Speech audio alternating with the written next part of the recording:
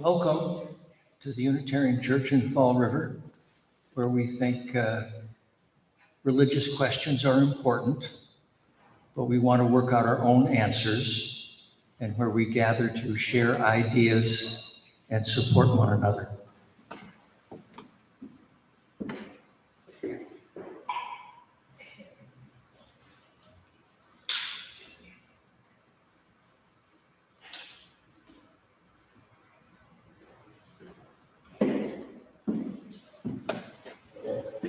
We gather this hour as people of faith, having sorrows and joys and needs and gifts. We light this beacon of hope as a sign of our quest for truth and meaning, and in celebration of the life we share together. Please join in our opening hymn. I know it says tune of 103, but don't go to 103. Go to 7. Hymn number 7, The Leaf Unfurling, but just ignore the notes. Just read the words.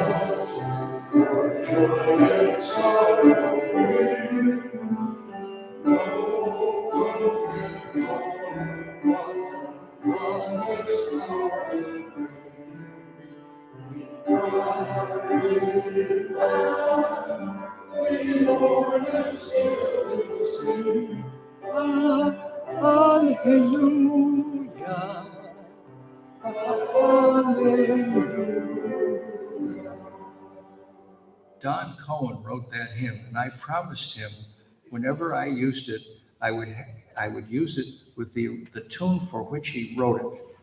That's what this is about. Could we please join in our affirmation, number 471? It's in the order of service. You start. Love is the doctrine of this church. The quest for truth is its sacrament, and service is its prayer.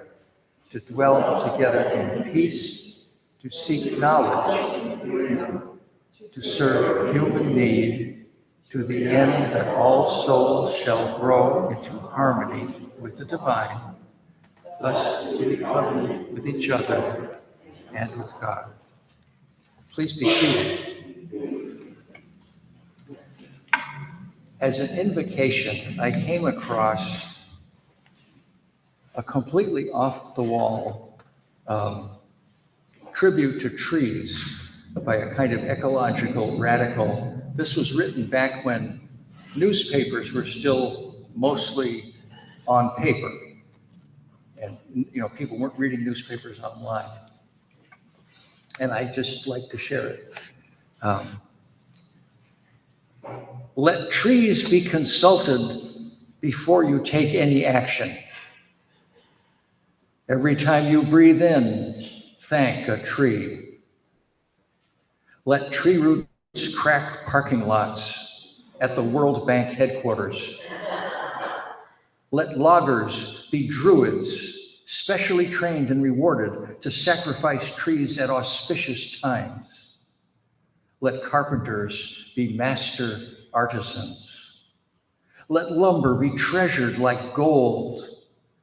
Let chainsaws be played like saxophones.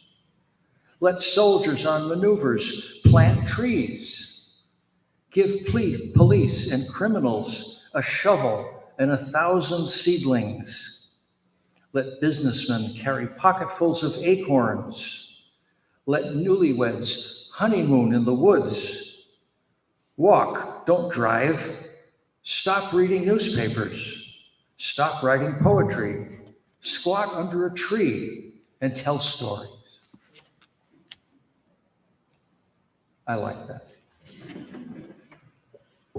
Donald Milkey is still in the hospital. He's okay. He walked, he's in Charlton Memorial. He's in room 2019, if you'd like to visit him.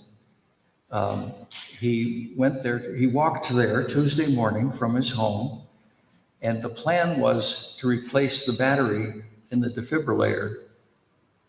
But the battery was 10 years old, but the defibrillator was 26 years old, so they decided to replace that too. So it made it a bigger operation. So they kept him overnight Tuesday, and then Wednesday there was some minor swelling and usual sort of complications. So they decided to keep him overnight Wednesday, and then Thursday they decided he needed to go to rehab. But his insurance doesn't pay for rehab. But somebody at Charlton Memorial is trying to get him a bed in rehab anyway. And they failed to find one on Friday. And of course, they do nothing over the weekend. So he's still there now over the weekend, waiting for them to try again tomorrow to find him a bed at some rehab place. So that's the situation. He seems to be okay, but he's been lingering, so to speak, at Charlton Memorial. This is Susan O'Connor, my wife, who's agreed, who normally wants nothing to do with church, but who agreed to come in and substitute for Donald. Let me see. We're going to have a potluck next week. Next week will be the last service until September. It'll be the first Sunday after Labor Day, which I think is the 12th of September. I don't have a very good understanding of why we do this. We get, in the spring, we often get new people attending who get enthusiastic about us, and then we close for 10 weeks. I'll be back. But we've always done this. It's like, I think it's for the same reason that schools close in the summer. I mean, because it goes, we're the great-grandchildren of the Puritans. The Unitarians are the great-grandchildren of the Puritans. So it goes back to a 17th century custom. Anyway. Next Sunday is also flower communion, which means besides, hopefully, bringing some food, though you don't feel like you have to, because there'll always be plenty, bring a flower. Doesn't have to be, don't go buy a flower. Bring a flower from your garden, a flower from a vacant lot, a flower from a gutter somewhere. It doesn't matter. A flower, one flower.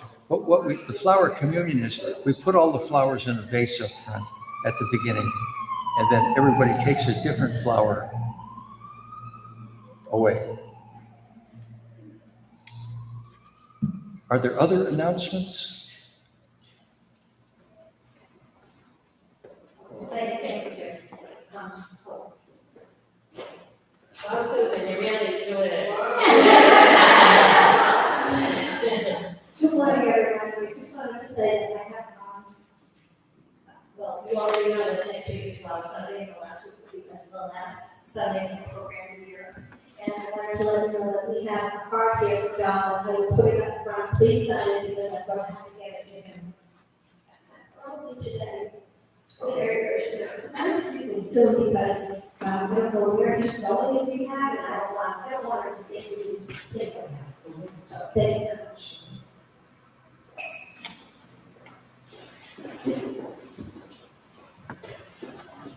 Nancy gave this to me this morning.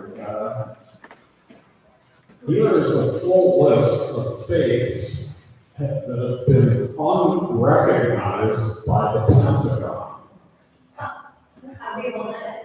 We're in it. I think this is only a partial list. I'm not sure about all. This lists 22. I won't say them all. Heathen is one of them. Native American, Druid, Shaman, human, Eastern religions, other, number 19, universal, Unitarian Universals. The Pentagon, the official thing is, well, this is only to make things easier, streamlining, blah, blah, blah. But we have been unrecognized. So I don't know. Well, I think for one thing, if you have a dog tag, there's a P or a C or whatever. Whether you could have put UU on it, I don't know what that actually means. All right, but they're not going to discriminate if you want to go into the service, they're going to say, fine.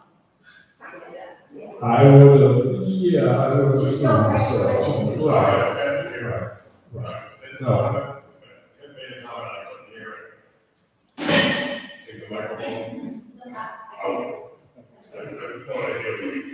Sorry. No, I'll take it. This has something to show on it. I just said that if you want to join the service, they're not going to say you can't join the service if you're Unitarian, but they won't let you put it on your dog tag.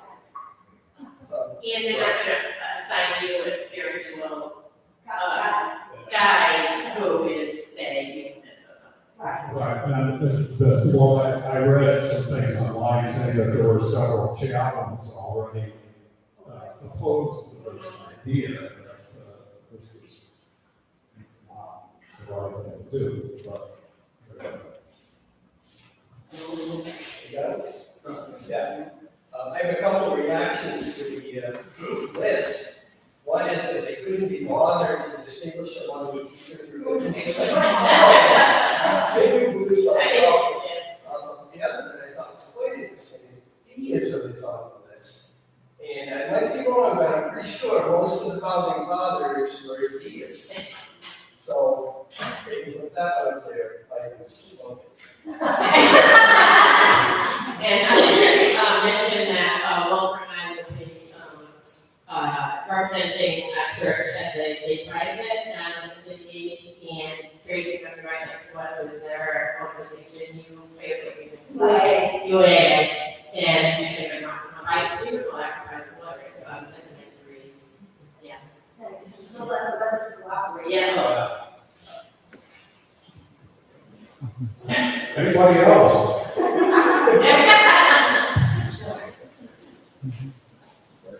The other thing is impacts is his religious symbol that goes on military reasons.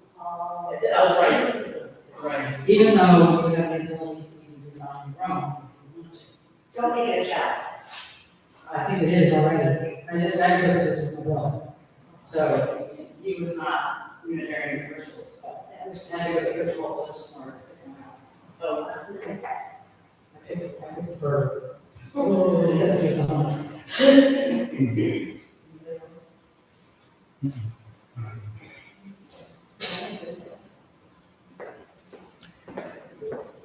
Could we please be joined in a spirit of prayer or meditation? This is from the Sioux Nation. Grandfather, Great Spirit, all over the world, faces of living ones are alike. With tenderness, they have come up out of the ground. Look upon your children, that they may face the winds and walk the good road to the day of quiet. Grandfather, Great Spirit, fill us with the light. Give us the strength to understand and the eyes to see.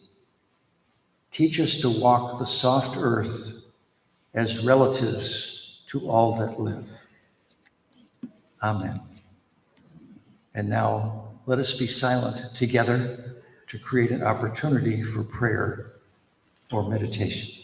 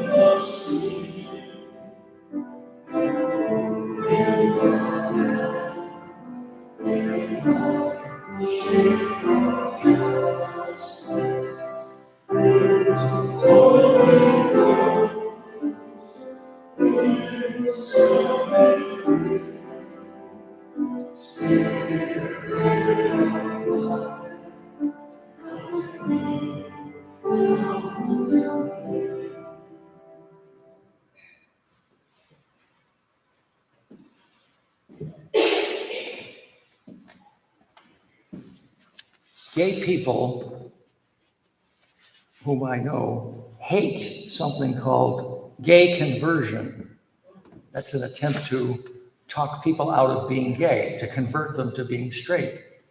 And for decades, some psychologists were trying to do that, talk gay people out of being gay. Excuse me.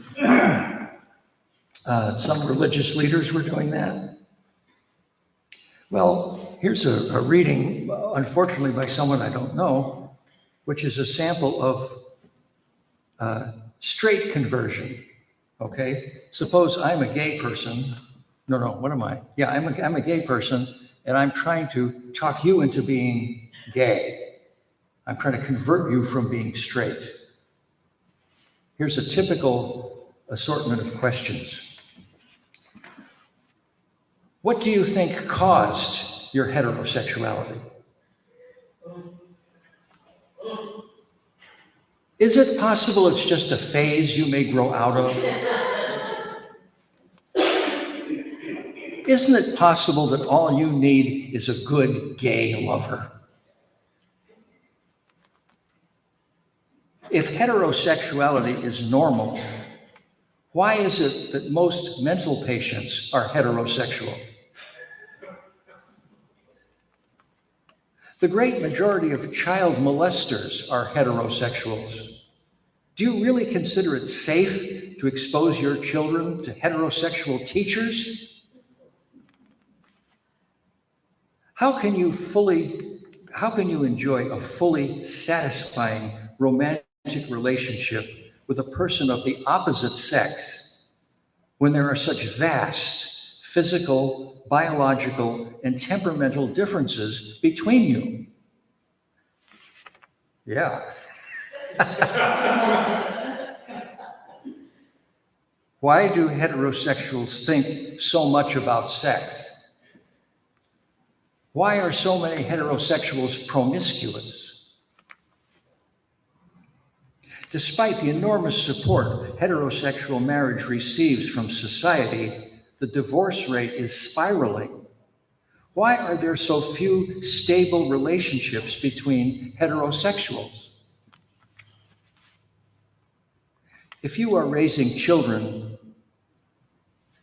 would you want them to be heterosexual, knowing all the problems they would face?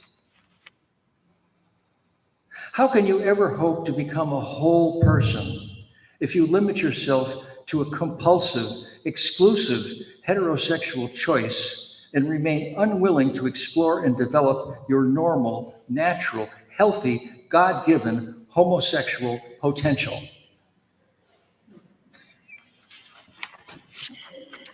That's putting the shoe on the other foot.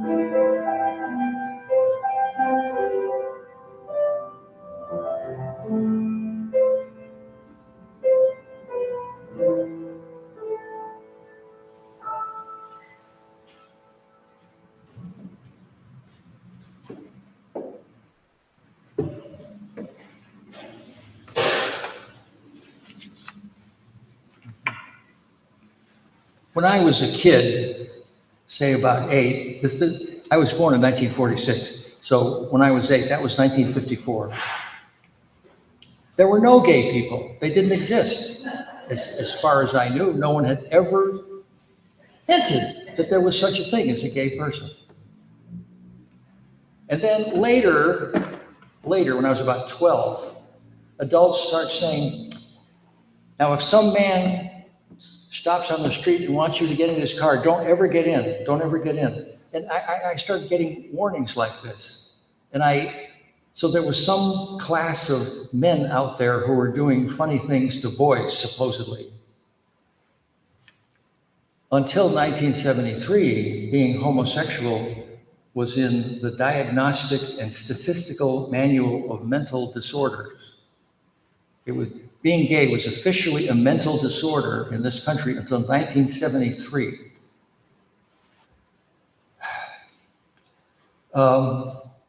When I finally learned something about gay people, I'm still maybe an early teenager now, they were somehow perverted people who did things that straight people would never contemplate. Well, then came the Stonewall so-called riot in Greenwich Village in New York City in 1969. And gay people were now out of the shadows. They were visible. They were demanding their rights as citizens. And straight people started realizing, oh, gay people are everywhere. Gay people are everywhere. Sarah in accounting is gay. I had no idea. Mrs. Simpson, my homeroom teacher, was gay. I had no idea. My friend Ron, this is true, my friend Ron in college, finally, after graduating, came out to me as gay. This was in 1966, so still a long time ago. I mean, I had suspicions, but he was very reluctant to reveal this to people. In fact, he didn't reveal it even to his parents for a long time. Back when AIDS first came about in the early 80s, for a while they called it the 4-H disease, because the people who got it were, let me see, hemophiliacs, heroin users, homosexuals, men mostly, and Haitians. And my friend Ron said, if I ever get AIDS, I'll tell my parents I'm Haitian. My friend Ron is gay. My Uncle Joel is gay. There are more gay people than there are Jews. There's a lot of argument about how many gay people there are. There's certainly more than there are Jews. Not as many as there are blacks, probably. More than redheads. More gay people than redheads. Probably a little less than the number of left-handed people. More than redheads, less than lefties. More than Unitarians? More than, definitely more than Unitarians. Yeah. I mean, we are something like 0.1% of the population or something like that. And gay people are maybe 7-8% or something like that. Of a group of 20 people chosen at random, you can be sure 1 or 2 people are gay in the group, if it's randomly chosen. I remember doing a sermon in 1992 at another church, and my sermon was called Straight But Not Narrow. And I was coming out in favor of gay civil unions, which was the issue then. And I remember suggesting at one time, well, why can't gay people get married? And it was kind of a shock to all of us. I mean, no one was opposed to it, but it was a kind of a shock. And then, wow, 2005, I think, gay marriage was legalized in Massachusetts. 10 years later, it became legal nationally because of a Supreme Court decision. It's a cultural change that happened enormously quickly compared to other cultural changes in the past. It's amazing. And it's because of the courage of gay people to come out to their parents and their coworkers and their relatives. It has to do with the political skill of the gay rights organizations like GLAAD and the Human Rights Coalition. But there's another factor I wanted to talk about today, and I think it's because straight people came to think of sex differently than they had before. Christianity, the dominant culture, in the West traditionally thinks of sex, any kind of sex, as a necessary evil. It's evil. There's a sort of folk thing that, personally, I think the sin of Adam and Eve, if you read that story carefully, the story of Adam and Eve is that they stole from the gods something the gods didn't want to share, namely a conscience. A lot of people think the sin of Adam and Eve was to disobey God. Well, a lot of people think that the sin of Adam and Eve was that they were sexual, that they had sex. That was the sin. The original sin of Christianity, some people think, is sex, having sex. St. Augustine, probably the most important theologian in Christian history around the year 400, said, this is a quote, well, he was writing in Latin, this isn't translation. I do not see what other help woman would be to a man if the purpose of generating were eliminated. This is Augustine. His attitude was, best of all would be never to have sex at all in any way. Next best, and a necessary evil, but an evil, is procreative sex, that is sex that makes babies, or for at least the possibility of making a baby. But any sexual activity where there was no possibility of conception at all was a sin. Any sexual activity that completely closed the possibility of conception was sinful. And Augustine said, this is a quote again, that kind of sex makes the bridal chamber a brothel. Medieval theologians chimed in. They said non-procreative sex is a crime against nature, a crime against nature. And one medieval theologian, Bernardine of Siena, said non-procreative sex is worse than incest. This is a quote. It's bad for a man to have intercourse with his own mother, but it is much worse for him to have intercourse with his wife against nature. More recently, and staying on the Catholic side, Pope John Paul II in 1999, Pope John Paul II, who is now Blessed John Paul II, he's taken the first step towards sainthood. He said in 1999, and this links this to gayness, he said, homosexual union, he's saying this is the basic reason homosexuality is bad. Homosexual union is to be opposed above all because of the impossibility of being fruitful in the transmission of life. This is the real reason, according to John Paul II, Blessed John Paul II, why gay sex is sinful. Protestants, though, the Catholics weren't alone. Protestants were doing this kind of stuff too. John Donne, whose poems we read probably in high school, John Donne, he was also an Anglican priest. And he said, for a couple to agree before marrying that they will have no children makes it no marriage, but an adultery. An adultery. Anthony Comstock, who was a purity crusader in the US in the 19th century,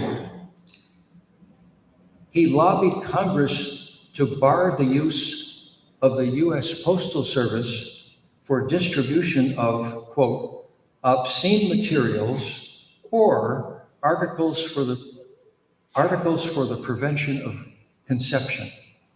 In other words, he put birth control information on the same level as pornography. Teddy Roosevelt, President Teddy Roosevelt, on Mount Rushmore, willful sterility inevitably produces and accentuates every hideous form of vice. Finally, the Atlantic Monthly, which we think of as a kind of progressive magazine, In 1926, there was an editorial in the Atlantic Monthly that said, non-procreative sex, sex with no possibility of pregnancy, is distinctly antisocial, for it enables selfish people to escape their responsibility, ultimately to their own detriment and to the injury of the state.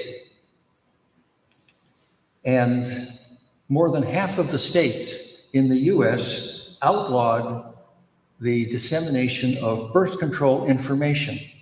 Information on birth control was illegal in more than half the states. I think it was illegal here in Massachusetts.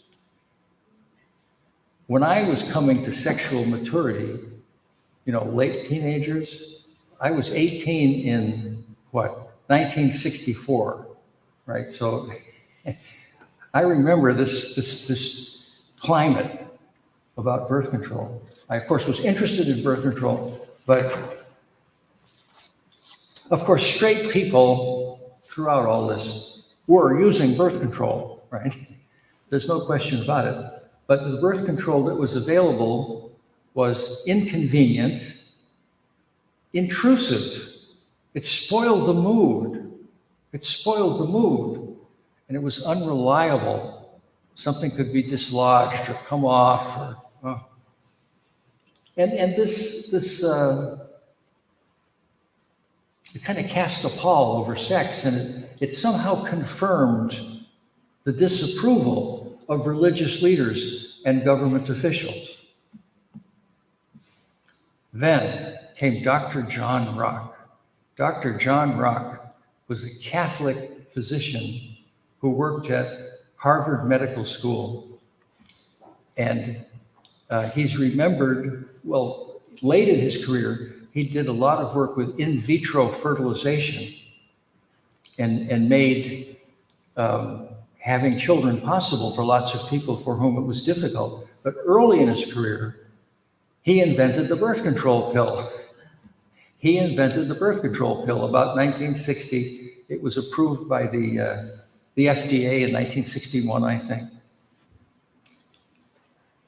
Well, the birth control pill, by the way, at this time there was hope that the Catholic Church would change its attitude toward birth control, and those hopes were dashed when Pope Paul VI published an encyclical in 1968 called Humanae Vitae, in which he doubled down on all of that stuff I was reading. And Dr. Rock left the Catholic Church then in 1968 because of that.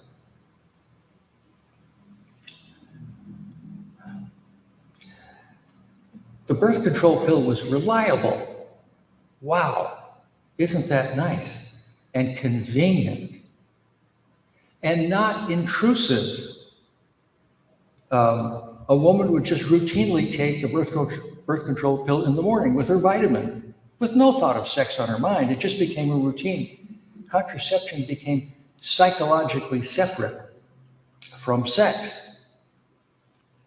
And for the first time, the woman was in complete control of contraception, which was a big plus, because men couldn't be relied on. A woman was in complete control. Straight people began to have sex without thinking of contraception, without thinking of procreation, without thinking of the possibility of making a baby. And over time, the voices of religious leaders and government officials faded, and straight people came to see sex as mostly, almost on every occasion, about pleasure, recreation, joy, love, even transcendence. Or as one person put it, there was a woman named E.J. Graff. If you know her, I don't know if she's a man or a woman. E.J. Graff wrote a book in the time when there was all this agitation for civil unions for gay people. She wrote a book called What is Marriage For? And she was pushing for gay marriage. And in that book, she said, the primary reason people have sex is to refresh the spirit. That's basically what it's about, refreshing the spirit. And this is how gay people had always experienced sex. So straight people suddenly were experiencing sex the way gay people experience sex, at least most of the time. And I think this played a role in the overwhelming approval of gay marriage. Now, gay marriage became legal in Massachusetts because of a court decision, and it became legal nationally in 2015 because of a decision of the Supreme Court. But the population as a whole today, until very recently at least, was overwhelmingly in favor of gay marriage. I think this is a religiously significant thing. The granting of full civil rights to gay people is a religiously significant event, right? There's this long maligned minority finally, suddenly, in a short time, being recognized as just our brothers and sisters. I think this is wonderful. I want to add something at the end here, though. If you think of yourself as an ally to gay people, if you think of yourself as an ally to straight people, there's already been a backlash against trans people and gay people. The percentage of the population that fully approves of gay marriage has dropped a few percentage points in just the last couple of years. There are two causes of this, I think. One is the thing I'm going to call the March of Dimes effect. And another is there's some sad stories that have not been carried by the news outlets that I've been trusting for decades. These are stories not shared by the New York Times, not shared by the Washington Post, not shared by NPR, not shared by the Boston Globe, but they're beginning to come out, and they're going to make this backlash against trans people and gay people worse. So I'll get to that in a minute. Let me talk about the March of Dimes effect. When I was a kid, the March of Dimes collected money, usually dimes, for people to support research into fighting polio, which was a terrifying disease. This was in the 50s. But then the polio vaccine was invented, and polio was defeated, at least in this country, at least among people willing to vaccinate. And so the March of Dimes said, well, should we dissolve? And they said, no, we've built this great organization. We have these seasoned administrators, these talented marketing people. Why don't we just adopt a different good cause? And they adopted the cause of fighting birth defects. March of Dimes, I think, still exists, though it's not as popular as it was, but they're collecting money to fight birth defects. And so as a consequence, most of the administrators stayed, and most of the marketers stayed, but all the polio experts left. And a new bunch of people who were experts in birth defects left. Polio and birth defects are very different, right? Polio is a viral disease. Birth defects have genetic causes. The experts are completely different. Well, 10 to 15 years ago, this happened to the gay rights organizations, not all of them, but many of them in this country. GLAAD, for example, or the Human Rights Coalition. With gay marriage being legal nationally, they thought, well, should we dissolve? Well, no, we just adopt another good cause. And the good cause they adopted was trans civil rights for trans people, people who feel they're born in the wrong body. They really wish they were the other sex. And this happened to GLAAD, and it happened to the Human Rights Coalition and lots of other gay organizations, but it was only recent, only 10 years ago. So that's part of the reason I think, for a backlash against gay people today. There are some funny things happening with trans, like men on women's sports teams, and men in women's bathrooms, and men in women's changing rooms, and men in women's prisons, for goodness sake. And this is just a small number of trans activists who are pursuing this. But these trans activists tend to be connected to these organizations that everybody still thinks of as gay rights organizations, but they're not. Their mission has changed. They're mostly now trans rights organizations.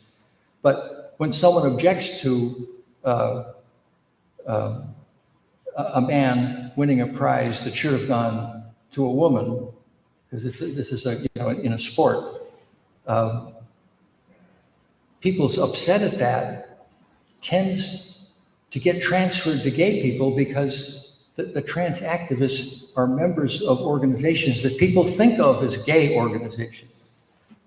And so gay people don't deserve this backlash, and for that matter, trans people don't either, because almost all of them are not activists pushing for these things. But it happens, and it's going to get worse because of stories told by people like the ones on the cover. There are people called detransitioners, and trans activists say, well, these detransitioners, they never were really trans. Well, that could be true, but they have sad stories to tell. I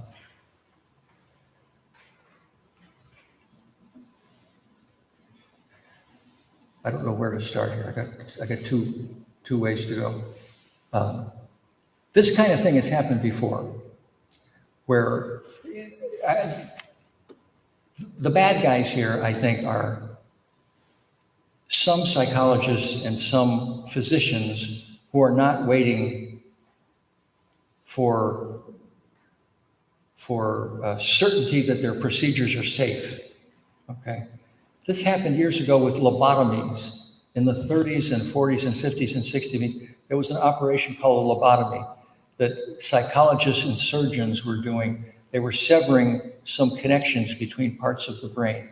They were doing this to help people who were seriously mentally ill, people who were very, very agitated. Their every moment was a nightmare. And this procedure did help some people. It definitely did. And many people it had no effect. But it harmed some people.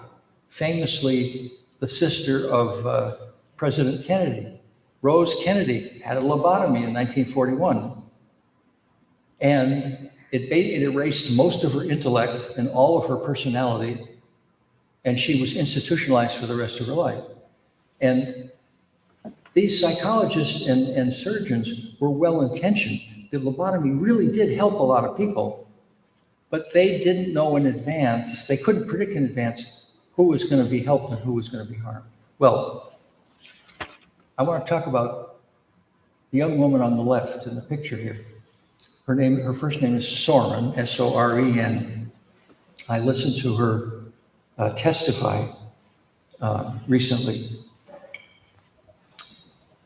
She, as a little girl, wanted to be a boy. She hated girl stuff. She hated dolls and tea sets and pink. She wanted to be a boy, like her brother.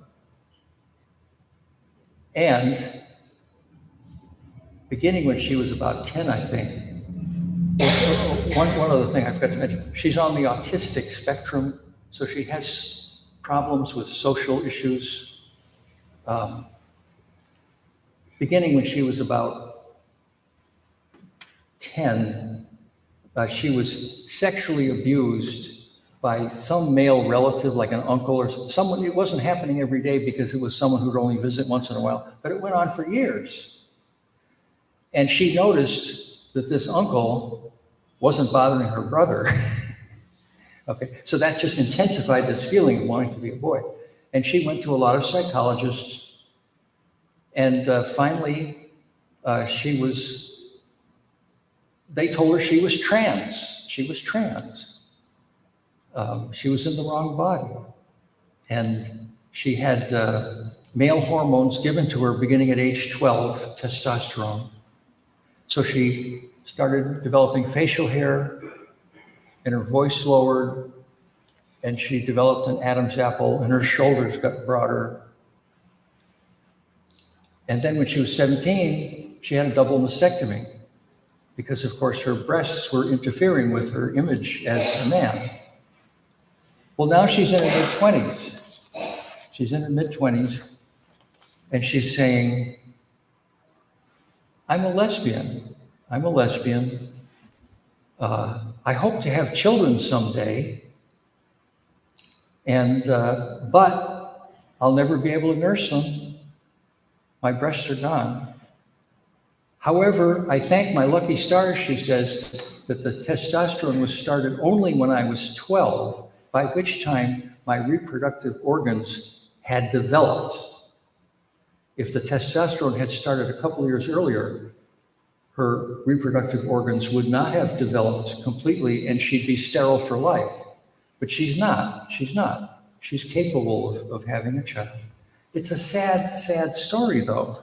And these stories have been repressed. These stories, there are tens of thousands of people in the country like this. These stories have not been carried by those news media that I used to trust. It's just starting to come out now. And when these stories come out, that's going to increase the backlash against gay and trans people. Gay and trans people, ironically, are not responsible for this in any way. They're the victims. The trans people like her, or you can say, well, she wasn't really trans. Well, it doesn't matter. She's a person who's been harmed. She's someone who thought she was trans. She's been harmed. And gay people are harmed because the population generally still associates trans issues with organizations that they think of as gay rights organizations. And this is going to fuel this backlash. And if you think of yourself as an ally of gay people or trans people, I certainly think of myself that way. You should know this. This is happening. This backlash is going to happen. And to protect gay and trans people, we're going to have to know the facts. And this is the fact that's going to come out. More and more stories like this are going to come out about people who are harmed. And actually, the doctors and psychologists themselves, I mean, they mean well, and what they're doing does help a lot of people. A lot of people who go through what she did are happy today. But the thing is, the people doing this can't tell in advance who it's going to help and who it's going to hurt. And so they shouldn't be doing this, I think. That's my own opinion. Anyway, this is the source of the backlash. So, and now for the support of this congregation, the morning offering will be gratefully received and I hope freely given.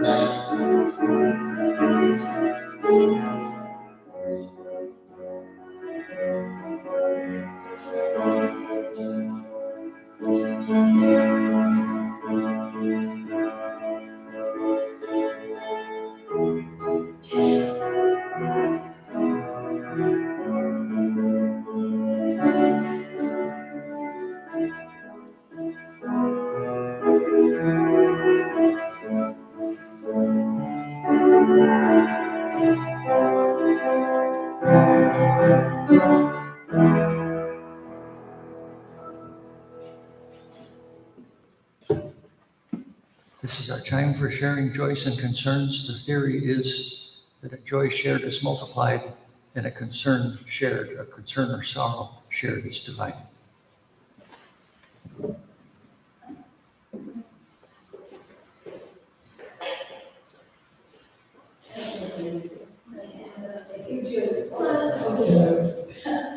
I am so proud of my granddaughters. I have two granddaughters, and two granddaughters, and they grew up in a, my daughter grew up in a very conservative family.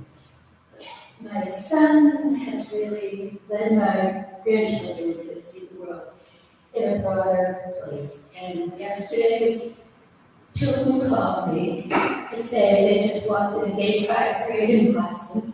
And then Laura, who's 25, said to me, and Nana, you slapped your hands with Laura Healy. Okay, that's it.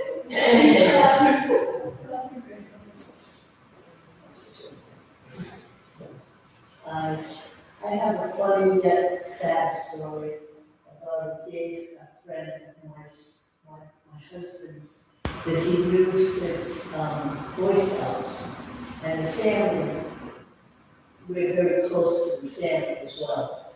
But my husband's friend felt that he had to move across the country because his mother was very religious, very Catholic, and thought that, like the 50s, thought in that manner, and his brother was a little bit, and so he had to move to,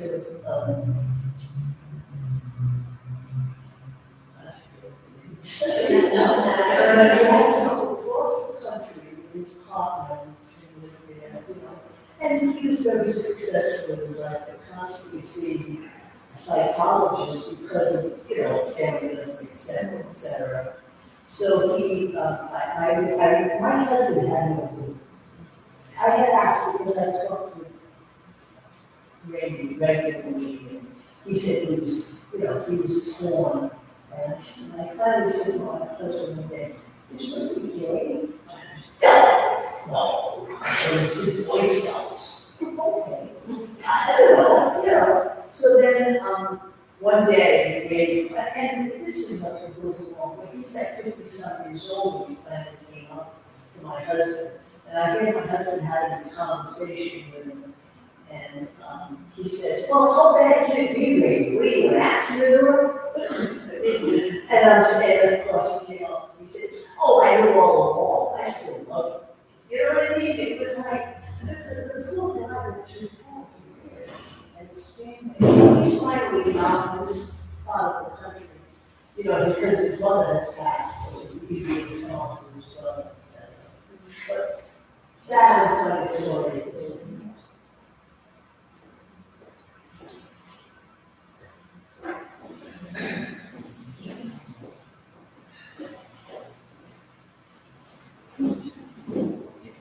Can you hear me? That reminds me of a group I belong to of gay women in Rhode Island, and we have dances and stuff like that. We go out in the park and go and stuff. But so many of those women, let me tell you, come from other parts of the country. They can't be raised in Indiana or Kansas or something like that because people are so afraid of gay people. They just don't understand it. And so they moved to the East Coast or the West Coast. And they've been there. Most of them I know were wonderful people and very well educated, had wonderful jobs at universities, wonderful nurses and stuff like that. But they had to come from someplace else to be where you'd be accepted. It's kind of crazy. Also, I agree with you, Richard, that I wish they would kind of push that stuff on young kids to have hormones and stuff like that. They don't even know how to tie their shoes when they're 13 or 12. You give them a hormone, what are they going to do with that? Let them grow up a little bit, maybe 18, 20, and kind of decide that's what they want to do. That's my view, that's my personal view. But I do know a lot of people who went to the coast because they couldn't be gay when they were.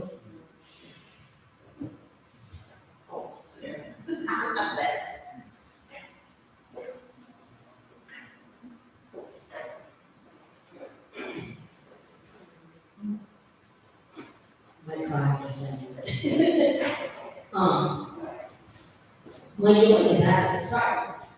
And I'm a really person who day, and I know what it's like. When I came out, I was just scared. After the shepherd was learned one time, that I was coming out. And while I feel safe and happy in this church, which is why I love this building, why I love this church, and why I love the Catholic Church, my concern is that there's so much hatred towards queer people and trans people. Yesterday I was at Pride Talk, and I was just on alert the whole time. I'm really afraid to get home Pride because I heard all the negative comments on my birthday, which I should not have done. Just be a massive amount of hatred and misinformation that's out there. And so pray for us.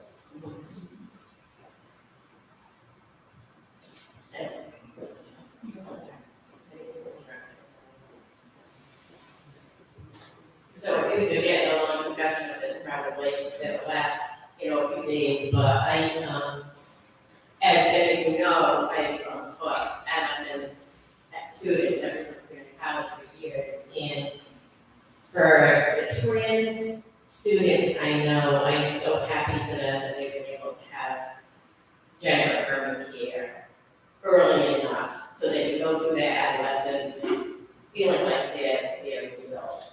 And there are countless students I could name, and I'm actually really, really happy for them that they've been able to have that kind of care. I think it's really made a difference. I think that's kind of carefully. Name parents, medical people, psychologists, everybody has to be involved. But I've seen the wonderful results.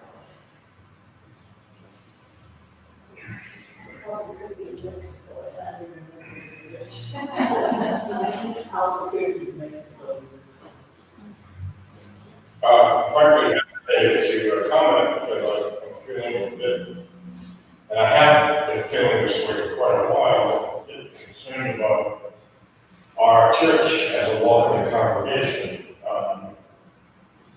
And I know that my share of Richard, that he at some point told me that he thought, well, in fact, a year ago, he chose not to do the gay pride Sunday service because, as he expressed it, he can clarify it, that he thought that to include transgender as part of our welcoming LGBTQ was something that should be altered and that the T would be not included. So that brings me to question as to whether or not we should consider reconsidering and rescinding being the welcoming congregation until we come to a conclusion as to what our position is on transgender issues. I concur with those who say that kindergarten, first graders, second graders, whatever, all through whatever the age, I'm sure what the age would be. What I do feel is that it should be a decision of the individual in conjunction with the parent, in conjunction with the doctor, in conjunction with the clergy, in conjunction with counselors. It should not be a government decision as to what should be done. And that is where I agree, because I think that to just focus a little bit on the reduction of support for LGBT rights, I think has more to do with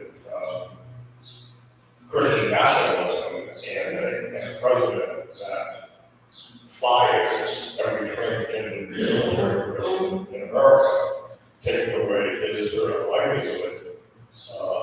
And even though he may only have 30% of the population vote, that cult of 30% is now in their head, no doubt, saying, well, if he's firing all transgender people, well, then transgender people must be easy.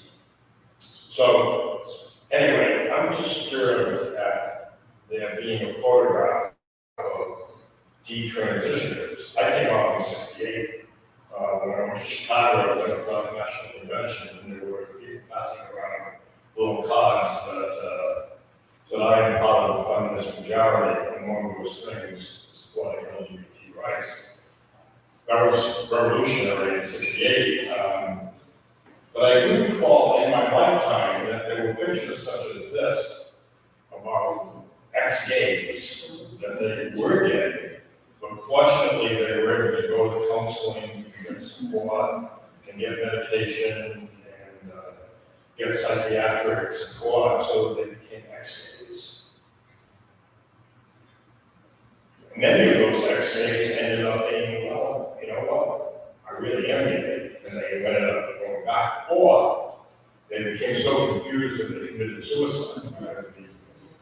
The percentage of LGBT folks that commit suicide is much larger, higher than those who are straight. So I would wonder how many of these 5 people, you know, and when this photograph was taken, how many of them might have changed their position, and maybe they are.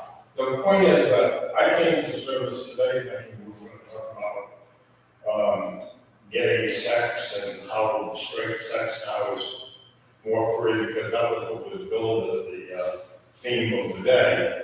But instead, on the cover is an issue that has nothing to do with gay rights. It has to do with transgender, trans issues, which is different than gay issues. And so I feel like so false advertising.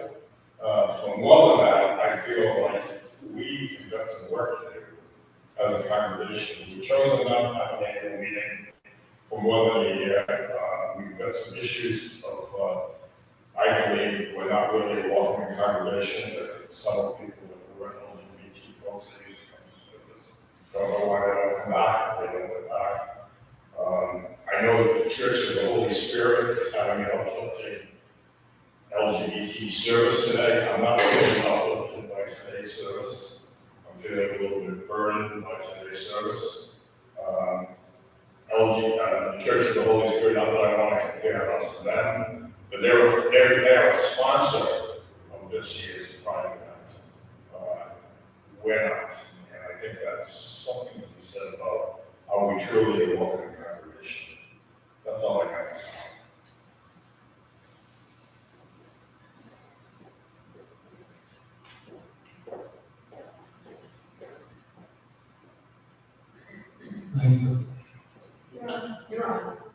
I'm completely welcoming of transgender people. I don't know where you get it. And your parallel with the panel of ex-gay people is really accurate. But they're there. They're people who really thought they were trans. And the bad guys are these psychologists and surgeons and physicians who are doing things that they don't know yet are safe. They don't know yet who's going to harm, who's not harm. And that's going to cause a backlash against gay and trans people. That's my point. That's my point. The parallel is not a good one. By the way, these same doctors and psychologists, they're conducting gay conversion, you know, only it's not by talk now, it's by medicine. That young woman there on the left, she's a lesbian, and she was converted away from being a lesbian medically for several years by this concept.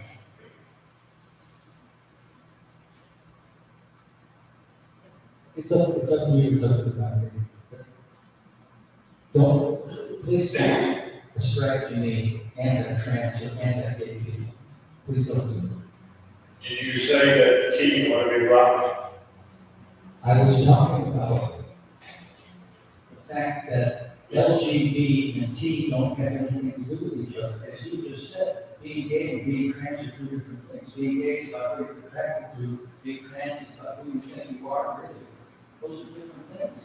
And it seems unfortunate that those two different causes are being pushed together as if they're the same. That's what causes a lot of the backlash against gay people. You're writing the answer to the question. Should T be dropped from LGBT folks? No, it's not my decision, but it seems to me it creates an You're unnecessary. asking your opinion. Should T be dropped? I'm not an official in LGBT organization. You told me the T-shirt dropped. Well, I was trying to emphasize that it confuses two different issues.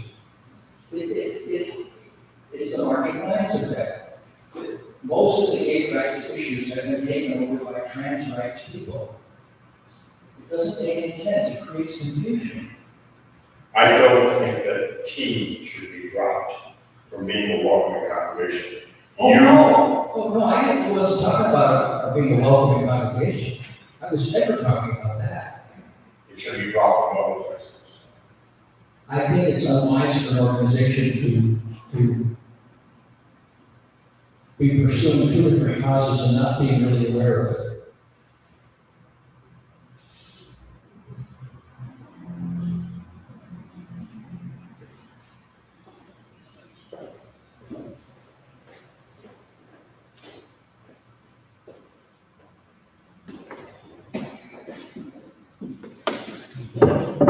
My granddaughter is transgender. And my granddaughter is transgender. And we knew from the time she was, that she always should have been a girl. Her best friend was my other granddaughter, Molly. They were best friends so much so that when Jacob, my transitioned child, was having surgery, he said to his mother and I, if something happens to me, give all my belongings to Molly. Because they, okay, we're best friends. But before the transgendering took place, he had to see someone, he had to speak to someone for over 2 years. It was not just boom, boom, boom. It was a very long process. And I have to say, actually, I remember her at 14 or 15 cutting herself. We didn't know she was in summertime, and her mother sold it for wearing, why are you wearing long sleeves? And she put her sleeve up, only to realize that this kid is crying. I don't want to be who I am. And so, yeah, she's happy. And that makes me happy, because I love her. Yes. There's no question about it. So, I just have, I can say to the true gay people, my hero in life is my cousin Sarah, a very small family. She's a police lieutenant. She's also a stepmother, and she's lesbian. She's just the coolest person I know. So, more than an ally in my family. And, but as far as this is concerned, I'm relatively young, I guess, here, and 41. Yeah. And I'm more in tune with, like the internet and a lot of this trans backlash. I kind of saw it on the ground floor, and it frightened me, the direction this country is going. There's a lot of the language they use reminded me of things that people were saying in the 1930s. And they refer to to this trans rights movement as a mind virus. It reminded me a lot how Jews were spoken of. Just just want to share that. Yeah. And I think it's directed towards disaffected, mostly white male youth, but not exclusively. And they were a big voting bloc that was activating Trump office. And I think particularly my generation, kind of failed the current generation, particularly the program. I think we got a lot of work to do. Yeah.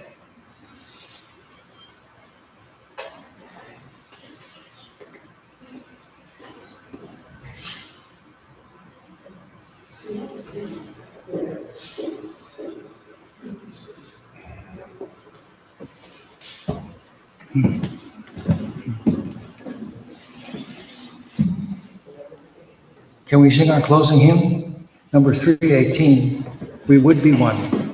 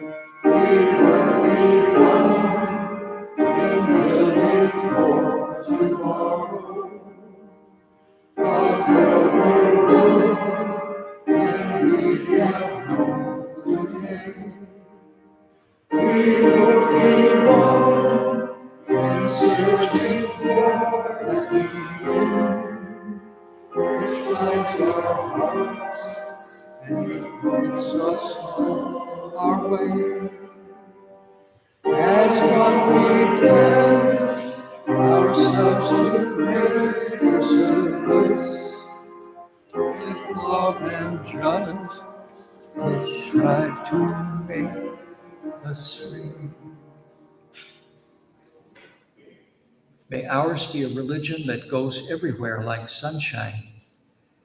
Its temple, all space, its shrine, the good heart, its creed, all truth, its ritual, works of love. Amen.